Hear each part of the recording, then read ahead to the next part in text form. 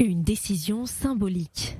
Le ministre de la Défense Yoav Gallant a annoncé qu'il révoquait les permis d'entrée en Israël de 3 hauts responsables de l'autorité palestinienne. Les 3 membres du Fatah, Mahmoud Al-Aloul, Azam Al-Ahmad et Rawi Fatour, ont utilisé leur permis d'entrée pour célébrer la sortie de prison de Karim Younes. Ce dernier avait été incarcéré pendant 40 ans après avoir assassiné le caporal Avraham Bromberg en 1980.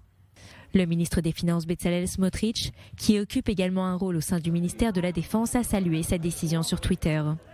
Une décision qui intervient au lendemain de l'approbation par le cabinet sécuritaire israélien de plusieurs sanctions à l'encontre de l'autorité palestinienne.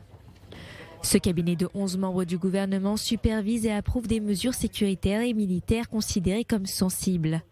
Les sanctions comprennent le gel de toutes les constructions palestiniennes dans la zone C de Cisjordanie, mais aussi la saisie de 139 millions de shekels de fonds collectés par Israël pour le compte de l'autorité palestinienne, soit près de 40 millions d'euros. Israël transférera cet argent pour indemniser les familles des victimes du terrorisme palestinien. Il gèlera également les taxes perçues par l'autorité palestinienne pour compenser les allocations mensuelles versées aux familles des terroristes impliqués dans le meurtre d'Israéliens. Le but de ces sanctions, mettre fin au terrorisme diplomatique. Certaines de ces sanctions sont néanmoins moins strictes que celles suggérées par plusieurs membres du Conseil de sécurité.